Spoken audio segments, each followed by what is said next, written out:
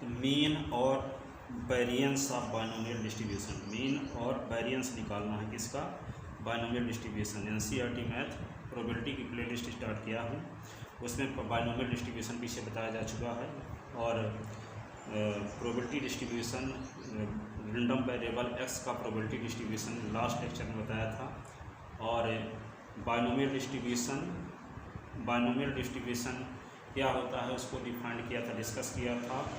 अब binomial distribution का mean कैसे निकालते हैं, वेरिएंस कैसे निकालते हैं, स्टैंडर्ड डेविएशन कैसे निकालते हैं, इसको इस पर डिस्कस करना चाहते हैं।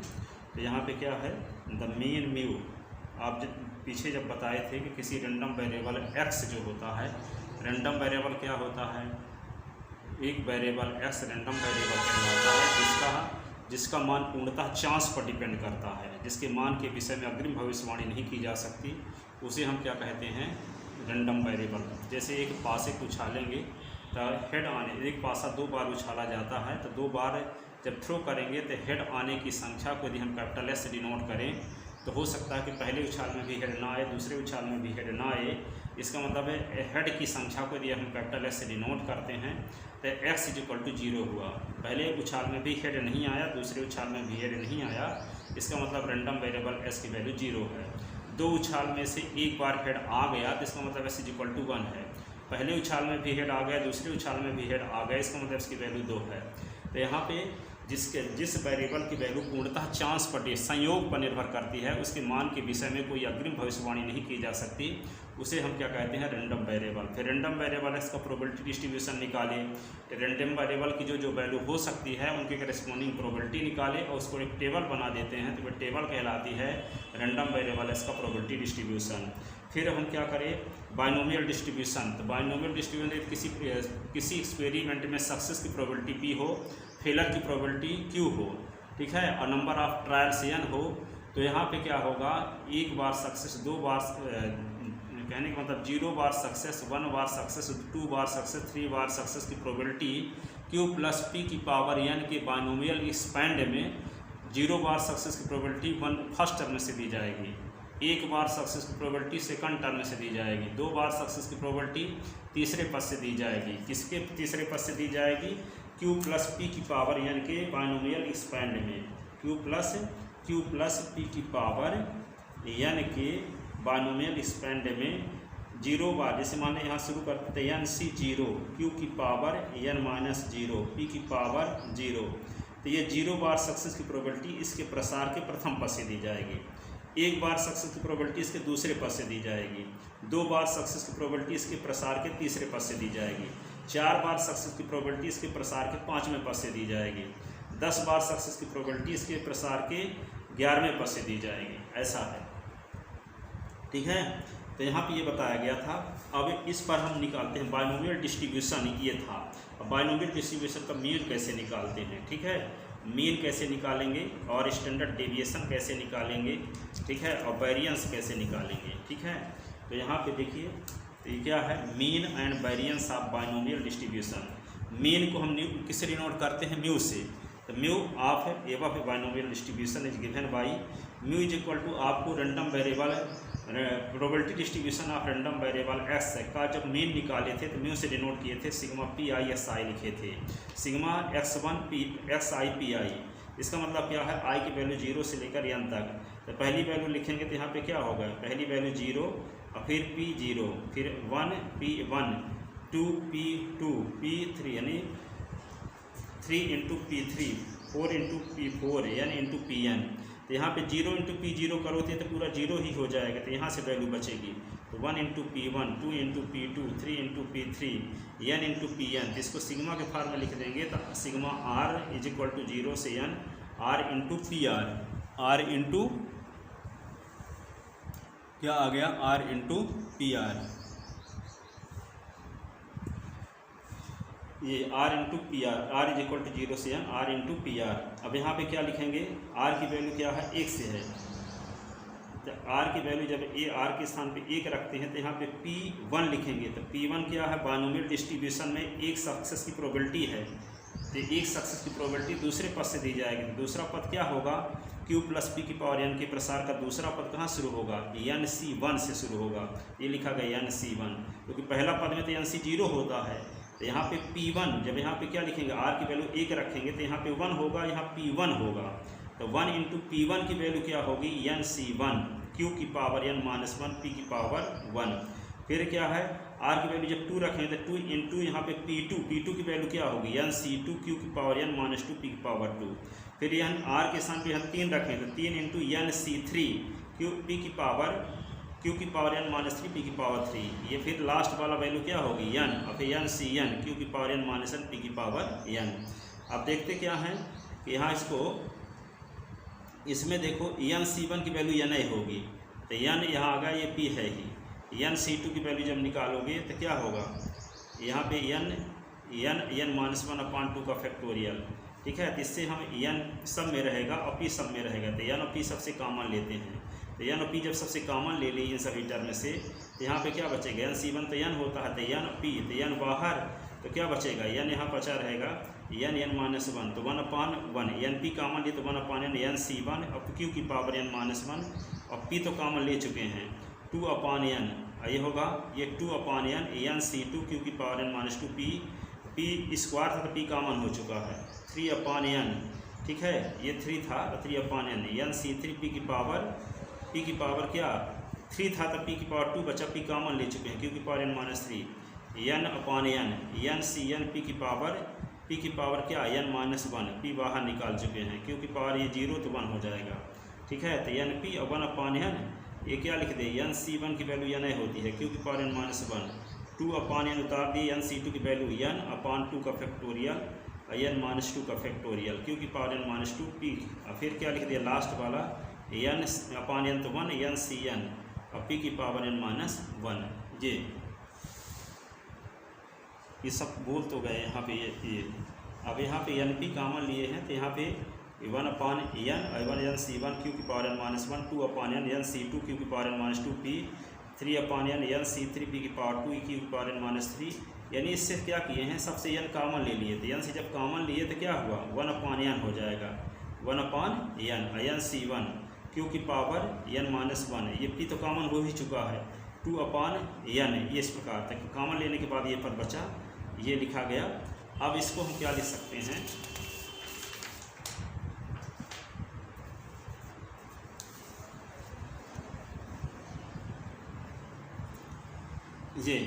ये NP जब कॉमन तो n माइनस 1 C0 Q की power n minus 1, n minus 1 C1 Q की power n minus 1 minus 1 P की power 1, n minus 1 P n minus 1 Q की power n minus 1 minus n minus 1, ठीक है। यहाँ पे क्या लिख देंगे, लास्ट वाला पद, यहाँ पे P की पावर n माइनस 1। अब देखते हैं NP कॉमन ले लिए, और ये जो लिखा गया है ये Q प्लस P की पावर n माइनस 1 का बायनोमियल स्पैंड है। यदि हम इसका स्पैंड करेंगे इसको बायनोमियल थ्योरम से, तो क्या लिखना पड़ेगा, इसको n माइनस 1 क्या लिखेंगे C0, फिर क्या लिखेंगे Q की पावर n माइनस 1 और माइनस 0, और फिर P की पावर जो घट रहा है, फिर क्या लिखेंगे n माइनस 1 C1 Q की पावर n माइनस 1 माइनस 1 और P की पावर 1, फिर क्या लिखेंगे n माइनस 1 C2 Q की पावर n माइनस 1 माइनस 2 और ये P की पावर 2, यही लिखा है यहाँ पे n माइनस 1 C0 Q की पावर n माइनस 1, P की पावर 0 तो 1 हो गया, या फिर क्या है n माइनस 1 C1 Q की पावर n माइनस 1 P की पावर 1। इसका मतलब क्या है, ये Q प्लस P की पावर n माइनस 1 इसके स्थान पे लिखा जा सकता है। ये P क्या है, सफलता की प्रायिकता, और Q क्या है, सफलता की प्रायिकता, सक्सेस की प्रोबेबिलिटी, फेलर की प्रोबेबिलिटी। तो सक्सेस की प्रोबेबिलिटी और फेलर की प्रोबेबिलिटी का योग 1 होता है, ठीक है। तो यहाँ 1 लिख दिए, तो 1 की पावर n माइनस 1, और 1 की पावर चाहे कुछ भी करोगे तो 1 ही आएगा, 1 की पावर 1 करेंगे तब भी 1 की पावर 2 करेंगे तो 1 गुणे 1 तो 2, 1 ही होगा, 1 की पावर 25 ही करेंगे तब भी 1 होगा, 1 की पावर चाहे कुछ भी पावर लगाएं 1 में तो क्या आएगा 1 है। यहाँ पे क्या आ गया NP, तो म्यू इज इक्वल टू क्या हुआ NP। तो hence mean of binomial distribution is equal to NP, ठीक है। अब यहाँ पे क्या निकालते हैं, to find the variance of sigma square, variance को किसे नोट करते हैं, sigma square. We first calculate, पहले हम क्या किसकी गणना करते हैं, सिग्मा SI स्क्वायर PI, यानी 0 का स्क्वायर P0 प्लस 1 का स्क्वायर P1 +2 का स्क्वायर P2, 3 का स्क्वायर P3, 4 का स्क्वायर P4, n का square Pn। r is equal to 0 से n, r स्क्वायर 0 का स्क्वायर, 1 का स्क्वायर, 2 का स्क्वायर, तो यहाँ पे 1 से शुरू करते हैं। तो r इज इक्वल टू 1 से, क्योंकि 0 रख दें तो पूरा 0 हो जाएगा, तो 1 से शुरू करते हैं। तो r इज इक्वल टू 1 से n, तो 1 का स्क्वायर P1, 2 का स्क्वायर P2, 3 का स्क्वायर P3, 4 का स्क्वायर P4, n का स्क्वायर Pn, ये आ जाएगा। ठीक है, तो r इज इक्वल टू 1 से n, इसको सिग्मा के फॉर्म में लिख दिए। अब r स्क्वायर में हम क्या किए, r घटा दिए, r जोड़ दिए, ये PR है ही। ठीक है, अब यहाँ पे क्या करेंगे, r इज इक्वल टू 0 से n, r square minus r, ये होगा PR का गुना r स्क्वायर माइनस r के साथ, PR का गुना r के साथ भी। ठीक है, r स्क्वायर माइनस r से r कॉमन ले लिए, तो r माइनस 1, NC। PR का मतलब क्या है, बाइनोमियल डिस्ट्रीब्यूशन के r सक्सेस की प्रोबेबिलिटी, तो NCR Q की power n minus r P की पावर r। ये r इज इक्वल टू 1 से n, r इंटू PR क्या है, निकाल चुके हैं अभी, मीन है। ठीक है, ये r इज इक्वल टू 1 से n, ये r PR क्या है, मीन, पीछे निकाल चुके हैं। इसके स्थान पे हम क्या लिख सकते हैं, मीन को किसे डिनोट करते हैं, म्यू से। ये होगा r इज इक्वल टू 1 से n, r ऐसे दोनों से r कॉमन ले लेते हैं, r माइनस 1, ये PR की value r success probability NCR Q की power n minus r P की पावर r, बाइनोमियल डिस्ट्रीब्यूशन में r सक्सेस की प्रोबेबिलिटी है ये। ठीक है, तो क्या लिखेंगे, NCR Q की power n minus r P की पावर r, ये क्या है, मीन है। ठीक है, अब r इज इक्वल टू 1 से इन्फिनिटी r माइनस 1, यहाँ पे PR की वैल्यू रख दी, NCR जो था, NCR का फार्मूला लगा दिया, n का फैक्टोरियल, r का फैक्टोरियल, n माइनस r का फैक्टोरियल, Q की power n minus r P की पावर r, NP, म्यू की वैल्यू NP रख दिए। फिर क्या, r इज इक्वल टू 1 से n, यहाँ पे क्या, r माइनस 1, ये अब r का फैक्टोरियल इसको बढ़ा दिया, तो r माइनस 1, r माइनस 2, अब आगे नहीं बढ़ना तो इसमें फैक्टोरियल लगा दिया, तो ये दोनों पद कैंसिल हो गए। n को भी बढ़ा दिए, n माइनस 1, n माइनस 2, आगे n माइनस 2 के आगे नहीं बढ़ना है तो फैक्टोरियल लगा दिए, ये n माइनस r है ही, ये वाला। अब q की power n minus r, p की पावर r प्लस np उतार दिए सीधे। ठीक है, अब क्या करेंगे, यहाँ पे r इज इक्वल टू 1 से n माइनस 1 बाहर निकाल लिए, r इज इक्वल टू 1 से n, यहाँ पे n माइनस 2 का फैक्टोरियल, यहाँ पे r is equal to r minus 2 है, तो यहाँ r इज इक्वल टू 2 लिख सकते हो, 1 रखो तो 0 आएगा, तो यहाँ पे 1 जब रखोगे तो 1 माइनस 2 तो माइनस 1 आएगा, माइनस 1 निगेटिव वैल्यू है, और निगेटिव वैल्यू का फैक्टोरियल इन्फिनिटी होता है, तो यहाँ पे किसी संख्या में इन्फिनिटी का भाग तो 0 आ जाएगा, तो 1 यदि यहाँ रखोगे तो यहाँ तो इसकी वैल्यू 0 हो जाएगी पहला पद, इसलिए इसकी शुरुआत कहाँ से करेंगे, 2। यदि r माइनस 2 है तो r इज इक्वल टू 2 से, r माइनस 3 का फैक्टोरियल है तो r इज इक्वल टू 3 से, r माइनस 4 का फैक्टोरियल यहाँ तो r इज इक्वल टू 4 से शुरू होगा। ठीक है, इसके पहले वाले पद 0 हो जाएंगे, तो 0 किसी भी पद में जोड़ने से कोई फर्क पड़ता नहीं है, इसलिए इसको r इज इक्वल टू 2 रखेंगे। r इज इक्वल टू 1 भी लिख दो तो गलत नहीं है, क्योंकि उन सभी पद में 0 रखने से 1 रखने से जो पद आएंगे तो वे 0 रहेंगे, तो किसी भी सीरीज में 0 जोड़ने से उस सीरीज में कोई फर्क नहीं पड़ेगा। ठीक है, तो n माइनस 2 का फैक्टोरियल, r माइनस 2 का फैक्टोरियल, n माइनस r का फैक्टोरियल, Q की power n minus r, P की पावर r, NP। अब यहाँ पे क्या होगा, n माइनस 1, और यहाँ पे r इज इक्वल टू, ये इसको बाहर निकाल लिए, r इज इक्वल टू 1 से n माइनस 2 का फैक्टोरियल, r माइनस, यहाँ पे भी 2 बना लो, r माइनस 2 का फैक्टोरियल। अब इसमें क्या किए, 2 घटाए तो 2 जोड़ दिए, तो n माइनस 2, r माइनस 2 का फैक्टोरियल।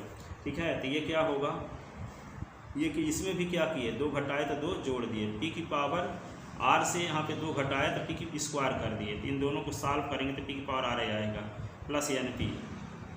अब हम क्या करते हैं, ये P स्क्वायर को बाहर निकाल लेते हैं, तो P स्क्वायर बाहर निकल आते हैं, n माइनस 1 P स्क्वायर। ठीक है, अब P square r is equal to 2 से n माइनस 2 का फैक्टोरियल, r माइनस 2 का फैक्टोरियल, Q की power n minus 2, r minus 2 अपान, यहाँ पे इसको लिख दे n minus 2, r minus 2, P की पावर r माइनस 2, और यहाँ पे NP। अब ये किसका मान है, r का मान 2 रखोगे तो एक पद आएगा, r का मान 3, r का मान 4, r का मान 5, r का मान 6, r का मान n तक रखते जाओगे तो जो पद आएंगे वे इसका प्रसार आएगा, Q प्लस P की पावर n माइनस 2 का प्रसार आएगा, बाइनोमियल स्पैंड है, बाइनोमियल थ्योरम से इसको स्पैंड करोगे तो वही पद आएगा जब इसमें r बराबर 2 रख के, यहाँ पद लिख, r बराबर 2 इसमें रखो, फिर प्लस लगाओ, फिर r बराबर 3 रखो, प्लस लगाओ, r बराबर 4 रखो, प्लस लगाओ, r बराबर 5 रखो, प्लस लगाओ, तो जो प्रसार आएगा वो इसका प्रसार आएगा। तो यहाँ क्या लिख देंगे q प्लस पी की पावर n-2।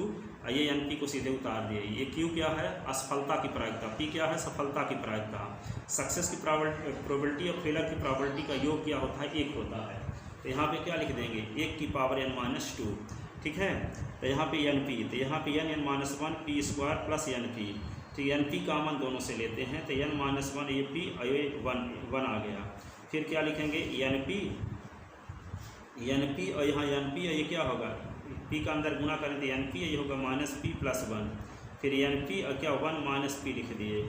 एन पी और क्या होगा 1 - p क्या होता है 1 - सफलता की प्रायिकता बराबर असफलता की प्रायिकता। असफलता की प्रायिकता को क्यू से डिनोट करते हैं। तो एन पी और एन पी प्लस क्यू। तो यहाँ पे क्या होगा एन पी के अंदर गुना कर देंगे तो क्या होगा n² p² और एन पी का क्यू के साथ एन पी क्यू, ठीक है। अब इसको क्या लिख सकते हैं हम, ये लिख सकते हैं वेरिएंस का क्या फार्मूला है, वेरिएंस हेंस सिग्मा स्क्वायर का फार्मूला सिग्मा x का square P I minus mu का स्क्वायर। तो sigma square x² P I की वैल्यू निकाल चुके हैं n² p² plus N P Q minus mu का स्क्वायर। म्यू की वैल्यू एन पी है तो एन पी का स्क्वायर, ठीक है। तो सिग्मा का स्क्वायर यहाँ n² p² N P Q और ये यहाँ n² p² तो ये से कट गया। तो sigma square is equal to N P Q. Sigma square क्या है प्रसरण है, वेरिएंस है, ठीक है। तो वेरिएंस को डिनोट करते हैं सिग्मा स्क्वायर से। तो sigma square is equal to N P Q, जो कि 11th क्लास में आप लोग पढ़े थे। Variance sigma square is equal to N P Q, यानी सिग्मा स्क्वायर से डिनोट करते हैं। एन पी क्यू का भी पढ़ रहे हो, ठीक है। तो एन क्या है नंबर ऑफ ट्रायल्स है, पी सक्सेस की प्रोबेबिलिटी है, क्यू क्या है फेलर की प्रोबेबिलिटी है। इन तीनों का मल्टीप्लाई क्या कहलाएगा वेरिएंस है। जैसे यहाँ पे बाइनोमियल डिस्ट्रीब्यूशन क्या है q प्लस पी की पावर n ये है। तो यहाँ p क्या है सक्सेस की प्रोबेबिलिटी, ये फेलर की probability, n number of trials है। इन तीनों टर्म का मल्टीप्लाई कर दोगे तो वेरिएंस आ जाएगा N P Q. Standard deviation क्या होता है वेरिएंस का स्क्वायर रूट ऑफ निकाल लो तो क्या कहलाता है standard deviation. N P Q का रूट लगा दिए तो स्टैंडर्ड डेविएशन को सिग्मा से डिनोट करते हैं। तो सिग्मा बराबर root of N P Q, ठीक है। अब यहाँ पे एक क्वेश्चन देखते हैं इस पर आधारित। A pair of dice is thrown 200 times if getting a sum of 9 considered a success. यदि हम दो पासों को एक साथ उछालते हैं तो दोनों पहले पासे में जो अंक आया है दूसरे पासे में जो अंक आया है दोनों को जोड़ देते हैं। यदि 9 आता है तो उसको हम सक्सेस मानते हैं, ठीक है। और 200 बार इसको क्या करते हैं थ्रो करते हैं, ठीक है। तो find the mean and variance of the number of success. Number of success का मीन और वेरिएंस निकालना है। तो we know that the probability P of getting sum 9, मान लेते हैं कि प्रोबेबिलिटी पी सम 9 आने की प्रोबेबिलिटी को पी से डिनोट करते हैं in the single throw of pair of a dice है, ठीक है। तो पहले पासे में 3 आ गए दूसरे में 6 आ गए तो दोनों को जोड़ोगे 9 आएगा।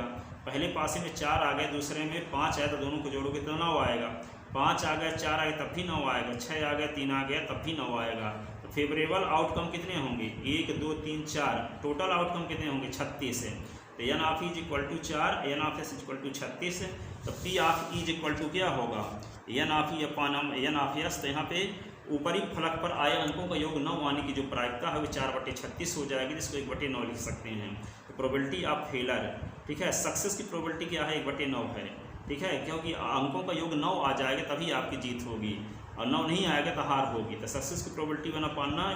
तो प्रोबेबिलिटी ऑफ फेलर की प्रोबेबिलिटी क्या होगी q बराबर 1 - p। तो p की वैल्यू 1/9 है तो q इज इक्वल टू 1 - 1/9 तो 8/9, ठीक है 8/9। अब क्या लिखेंगे mean of the number of success. Mean of the number of success तो क्या होता है बाइनोमियल डिस्ट्रीब्यूशन का मीन निकालने का क्या फार्मूला निकाले हैं अभी प्रूव किए हैं यानी p। तो n की वैल्यू 200 दिया है नंबर ऑफ ट्रायल्स और p की वैल्यू निकाल चुके 1/9 तो 200/9, ठीक है। अब आगे क्या है variance of number of success. Variance का क्या फार्मूला है एन पी क्यू। तो n का मान 200 है, p की वैल्यू 1/9, q की वैल्यू 8/9। इसको सिंप्लीफाई करेंगे तो 1600/81, ठीक है। तो ये आ गया आपका वेरिएंस, ठीक है। और वहाँ पे क्या आ गया वहाँ पे मीन, ठीक है। स्टैंडर्ड डेविएशन निकालना हो तो क्या करेंगे, स्टैंडर्ड डेविएशन सिग्मा बराबर क्या होगा, अंडर रूट 1600/81, और 1600/81 तो क्या होगा ये 40/9, ये स्टैंडर्ड डेविएशन आ गया। ठीक है, अगला क्वेश्चन है, if the mean and variance of a binomial distribution are 4 and 4/3 respectively, तो find P X is greater than or equal 1, ये आपको निकालना है। ये कैसे निकालोगे, here mean is equal to क्या दिया है 4, मीन का फार्मूला क्या है एन पी, तो N P is equal to 4, equation first. Variance is equal to दिया है 4/3, तो वेरिएंस का क्या फार्मूला है, N P Q is equal to 4/3, equation first, equation second में फर्स्ट का भाग देंगे तो एन पी क्यू में एन पी का भाग देंगे तो एन पी कट जाएगा, तो कट गया तो क्या आ गया, क्यू की वैल्यू आ गई आपको, क्या आ गई क्यू की वैल्यू, क्यू की वैल्यू आ गई, क्यू की वैल्यू आ गई यहाँ पे 4/3 भागे 4, तो 4/3 गुणे 1/4, 4 कट गया तो क्यू की वैल्यू 1/3, तो पी इज इक्वल टू क्या हुआ 1 माइनस क्यू, तो P is equal to 1 minus 1/3, तो 3 माइनस 1/3 तो 2/3, तो P is equal to 2/3, hence from equation first we have N is equal to 4/,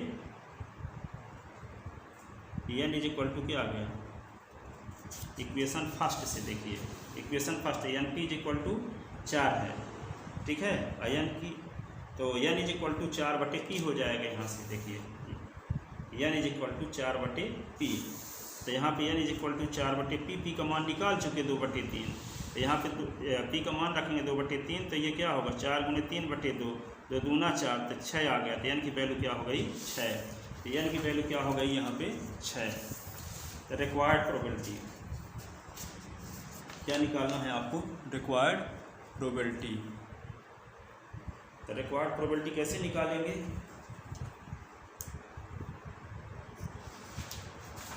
x is greater than or equal 1, x की value 1 हो या 1 से अधिक हो, तो P1 P2 P3 P4 P5 P6, ठीक है, तो P इसमें P0 भी जोड़ दें, हाँ P1 से लेकर P6 तक तो हो गया, इसमें 0 आ जाते, ये क्योंकि n की वैल्यू तो 6 आई है, नंबर ऑफ ट्रायल से n आया है, तो यहाँ पे टोटल प्रोबेबिलिटी क्या होगी P0 P1 P2 P3 P4 P5 P6 तक होगी।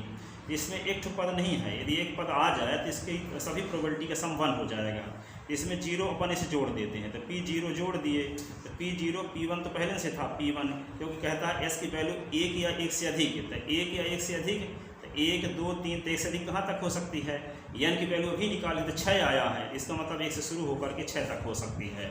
फिर पर शुरुआत कहाँ से होती है, P0 से होती है ना, बाइनोमियल डिस्ट्रीब्यूशन में प्रोबेबिलिटी कहाँ से शुरू होती है, P0 P1 P2 P3, यहाँ पे P0 जोड़ दिए तो P1 P2 P3 P4 P5 P6 P6 तक हो गया, P0 अपने से जोड़े थे तो P0 घटा भी दिए, तो यहाँ से लेकर के यहाँ तक की प्रोबेबिलिटी का सम 1 होगा, ये 1 हो गया माइनस P0, इसको उतार दिए, ठीक है। अब यहाँ पे क्या है 1, P0 को क्या लिखेंगे 6C0 और Q की पावर 6 माइनस 0 P की पावर 0, तो यहाँ पे क्या होगा 1 माइनस 6C0, तो नीचे 0 हो ऊपर चाहे कुछ भी हो तो उसकी वैल्यू 1 होती है, और Q की पावर 6, Q क्या है असफलता की प्रायिकता, असफलता की प्रायिकता क्या है 1/3, तो 1/3 की पावर 6, तो 1 माइनस 1/3 की पावर 6, तो क्या होगा 729 है, 1/1 लिख लेंगे, 1 और 729 के एलसीएम लेंगे, तो 729 के एलसीएम लेंगे तो 729 माइनस 1 होगा, तो क्या आएगा 728/729, ये इसको सिंप्लीफाई करेंगे तो 729 माइनस 1 तो 729, यहाँ पे 729 से घट गया तो 728/729 है। इस प्रकार ये बाइनोमियल डिस्ट्रीब्यूशन था, और बाइनोमियल डिस्ट्रीब्यूशन की व्याख्या की गई और उस पर आधारित एक क्वेश्चन बताया गया। अभी 4-6 क्वेश्चन अभी और बताएंगे इस पर आधारित जो NCERT बुक में है। Thank you so much.